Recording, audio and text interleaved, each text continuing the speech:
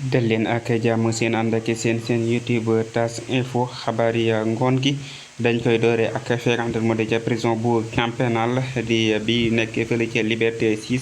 la fa xew naka jamono ji nekk mbir moo xam te ne mu doore war la mu di grève de la faim bi nga xam te ne ñii di ñi fara ci Pastef daal dinañ fay nekk ci grève de la faim boobu ñoom soxna yooyu nag ñi ci seen 15e jour boo xam te ne ñu ngi ci ab xiifal ba nga xamante ni tar na loola ca foofee ak condition yoo xam te ne moom la ñuy dund ca foofu nga moo di ca prison bu camp pénal loolee nag yëf yi sax démb mujj na jéggi dayoo ba àgg foo xam te ni kenn mosu ko woon a foog